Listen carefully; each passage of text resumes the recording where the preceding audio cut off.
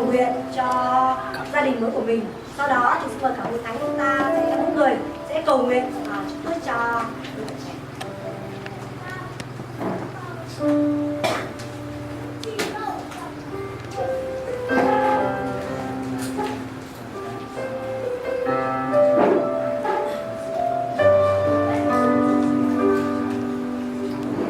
Trời Cha toàn năng yêu thương của chúng con,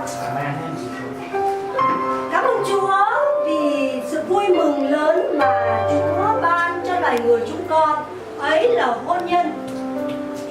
Cảm ơn Chúa vì Ngài yêu chúng con, để rồi con người chúng con yêu thương lẫn nhau bởi tình yêu của Ngài.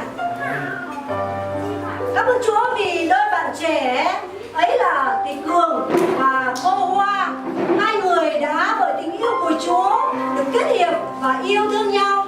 Và ngày hôm nay vui mừng tạ ơn Chúa để cử hành hôn lễ, để hai cô cậu được trở nên vợ chồng và trở nên một gia đình mới ở trong Ngài. Lạy Chúa, lần này con cầu nguyện bao Đức Chúa Trời yêu thương, Chúa Chúa ban phước trên gia đình mới này, trên đôi bạn trẻ cô cậu Cường Hoa.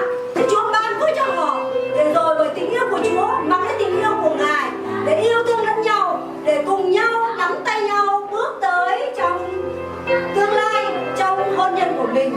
Để dầu trong thuận cảnh, nghịch cảnh, khi mạnh hay khi yếu thì cô cậu nắm tay nhau, yêu thương và giúp đỡ lẫn nhau. Amen.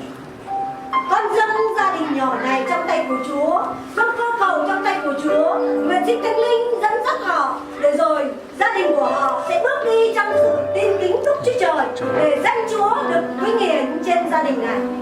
Và nữa con chúc phước trên gia đình, trên con cái hậu tự của họ nữa, để rồi gia đình của họ sẽ kính với Đức Chúa Trời, để danh Chúa được vinh hiển ngày càng thêm hơn.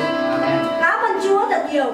Xin Chúa cũng giúp đỡ họ, để họ giữ trọn lời hứa nguyện của mình trong hôn lễ, để cùng nhắc nhở lẫn nhau trong hôn nhân của mình. Con tạ ơn Chúa, dâng gia đình nhỏ này trong tay của Ngài, và chúng con thành kính cầu nguyện nhân danh Chúa Giêsu Christ. Amen.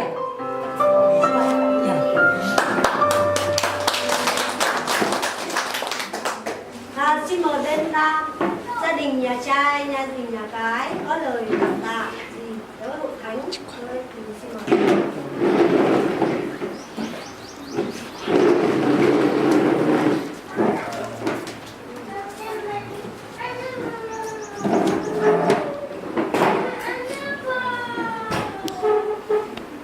Thưa hội thánh, cảm tạ Đức Chúa Trời đã đưa ông bà, anh chị em đến tại hội thánh này để giữ lễ thành hôn cho trai gia đình của tôi cũng thay mặt hai họ cảm ơn ông bà, bác, anh chị, các em, các cháu để giữ thành hôn này. Tôi xin chân thành cảm ơn. Một điều cũng chăng nữa, xin hội thánh ngắn lại quý gọi là một bữa tiệc nho nhỏ với hai gia đình của hai họ chúng tôi.